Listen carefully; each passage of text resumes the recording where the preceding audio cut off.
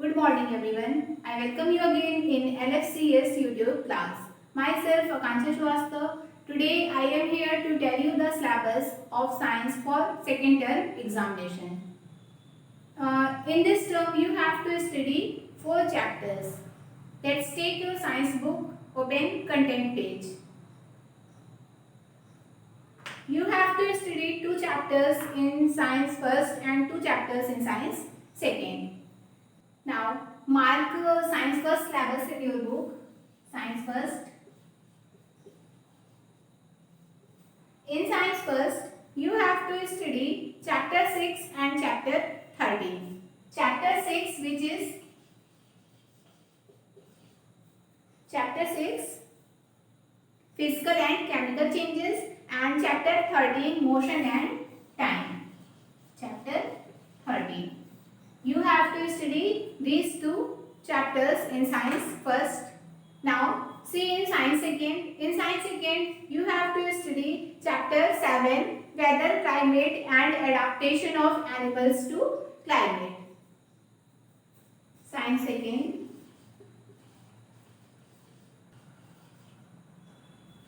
Chapter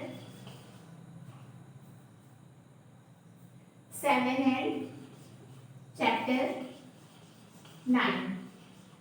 So today we are going to start our science first syllabus, that is chapter 6, physical and chemical changes. Now open chapter 6 in your book. Chapter 6 is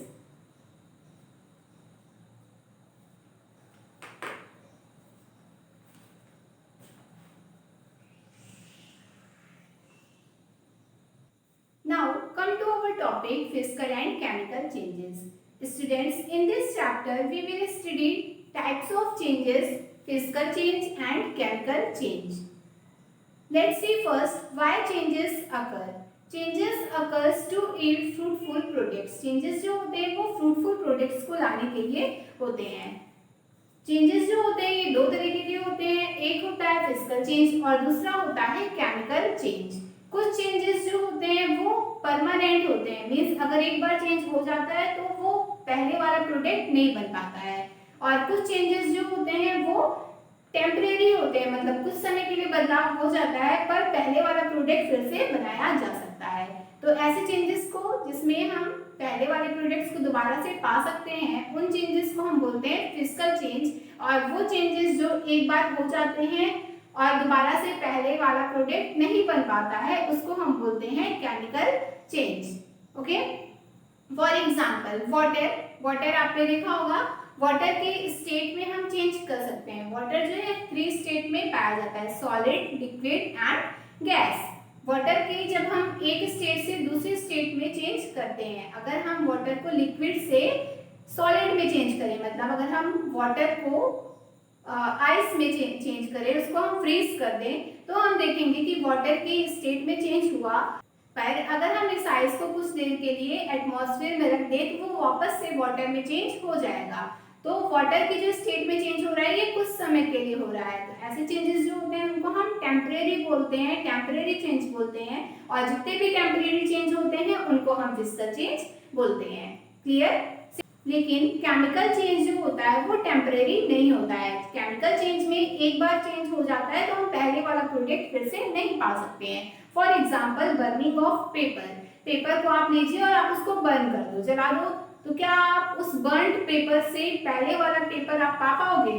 नहीं पा पाएंगे आप, क्योंकि जो है ये chemical change है और इसमें हम पहले वाला प्रोडक्ट नहीं बना सकते हैं चेंज होने के बाद. ऐसे चेंजेस को हम बोलते हैं chemical changes.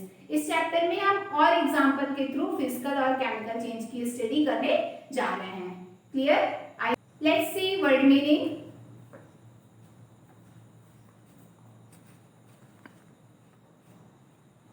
First word is transformation. When one substance changes into another substance is known as transformation. जब एक पदार्थ दूसरे पदार्थ में बदल जाता है इसी को हम बोलते हैं ट्रांसफॉर्मेशन.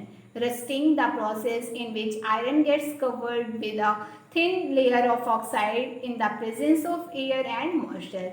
रस्टिंग वो प्रक्रिया है जिसके द्वारा आयरन कवर हो जाता है, मतलब घिर जाता है पतली लेयर से ऑक्साइड के अपने मॉइस्चर और एयर के प्रेजेंस में। उसी प्रोसेस को हम बोलते हैं रस्टिंग। हिंदी में हम इसको जंग लगना भी बोल सकते हैं। Crystallization, the process of obtaining crystal from the concentrated saturated solution, वो प्रक्रिया जिसके द्वारा हम क्रिस्टल को पाते हैं कंसनट्रेटेड सैचुरेटेड सॉल्यूशन में से, उसको हम बोलते हैं crystallization. Galvanization, the process of coating iron articles with zinc is known as galvanization, वो प्रक्रिया जिसके द्वारा हम आयरन को कोट करते हैं जिंक से, इसको हम बोलते हैं galvanization. Next is rusting. Corrosion of iron is known as rusting, iron के ऊपर जंग लग जाना ही क्या कहलाता है, रस्टिंग कहलाता है। कोरोजन क्या है, the process by which metals get eaten away resulting in the loss of metal is known as corrosion, वो प्रक्रिया जिसके द्वारा मेटल्स जो होते हैं वो ईटन अवे, मतलब वो कम होने लगते हैं, खराब होने लगते हैं, मेटल का लॉस हो जाता है, इसी को हम बोलते हैं corrosion. Photosynthesis, the process by which green plants make their own food with the help of sunlight, वो प्रक्रिया जिसके द्वारा हरे पौधे अपना भोजन बनाते हैं सनलाइट की उपस्थिति में, इसी को हम बोलते हैं photosynthesis. Last word meaning is precipitate. A solid insoluble substance formed in the reaction is known as precipitate. जब solid बनता है किसी reaction के बाद तो उसी को हम बोलते हैं precipitate. Okay? Tomorrow we start this chapter physical and chemical change. Your homework is to learn word meaning of chapter 6. Thank you class.